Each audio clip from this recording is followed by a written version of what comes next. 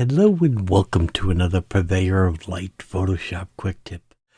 Today we've actually got a really one that I'm really excited about.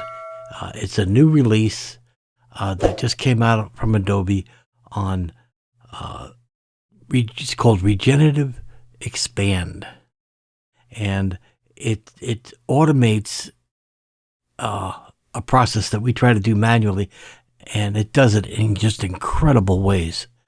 I'm highly impressed with it, and so I just wanted to quickly put a video together for you guys, show you how it works. It works fantastically for what I'm doing right now. I mean, I've taken different types of photos, landscapes, wildlife, architecture, and it's just miraculous on what the new tool can do. Okay, all right, so just to go back to the beginning, you will need the beta Photoshop version loaded on your machine and download the latest to get this Generative Expanse. And when you have that, you can see it down here in the context menu, Generative Expand. So let me give you some practical ideas here. Okay, here I've got a great shot of a moose. And let's say that I want to post it to Instagram, for lack of a better idea. So I'm going to use the crop tool, and I want it to square crop 1:1. And there it says this is the best I can do. And I go, well, it's not bad, but I'm cutting off part of the animal, and I don't want that, and I'd like it framed a little better. I wish I had a little more canvas to work with. So let's try and find a way to do it. I want more of the animal, so I want all the animal in there. And so I'm going to come in and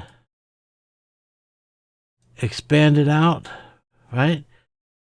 And you can see, because I've done that and reframed it, that I have these white borders where I'm not going to have any picture. But that's how I want the moose framed in this photo.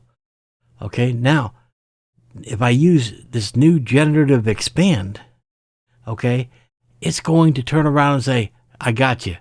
You want me to rebuild a picture that doesn't exist, and I'll create it for you. And as amazing as that sounds, it's just more mind-boggling when you see it. So down on the fill layer here up top, come down and select Generative Expand. Okay? And you don't have to do anything. Leave all the blank areas and just hit the checkbox. It's going to turn around and calculate, and it's going to do its very best to generate a photo to fill in the blank areas to your new resolution that you desired. There you go. Look at this. And if that's not amazing enough, it's given us 3 options here on the right that we could choose from. So I can go to this one here, and that's one option. I can go to this one and say if I like that one better, or this one. Again, it gives me varieties, and if I didn't like any of the results there, I could simply regenerate and try again. Every time I regenerate, it'll come up with different iterations. But look at this. Is this not amazing?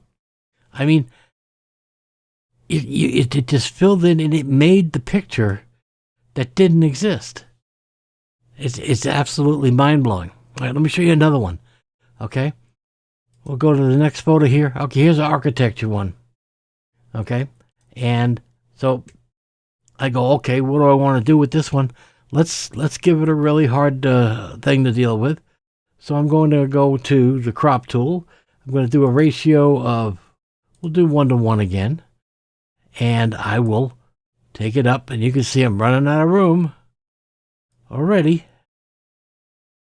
And now I have all this white border that doesn't exist left and right on the frame.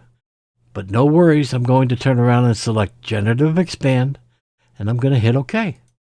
And now Photoshop is going to do some calculations and see about calculating on filling in and expanding the photo with real data.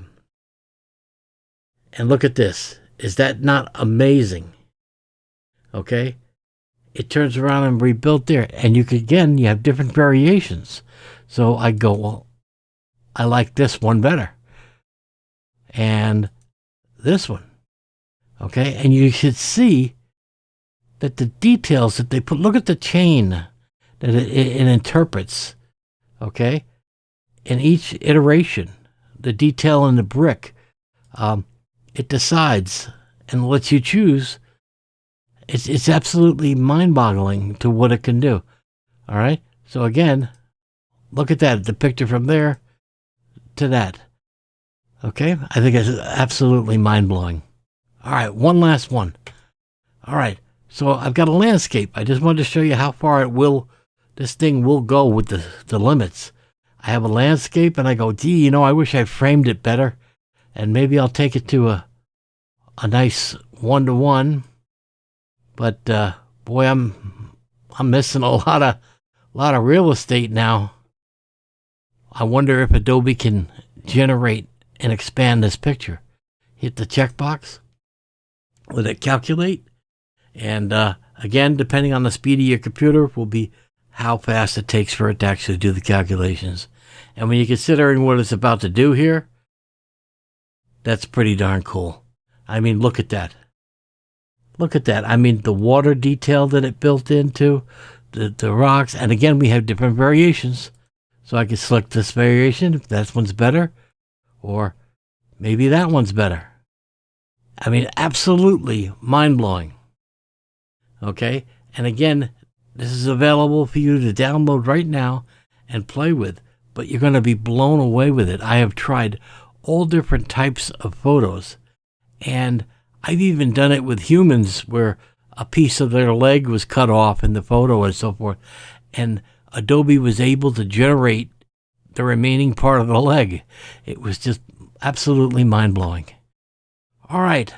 So that's my quick video for this week. I just wanted to come down. I just got super giddy over this feature. And I think it's going to be a real game changer.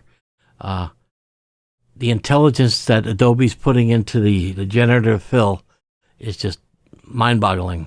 Okay? So, all right, guys. Till next week, you guys take care.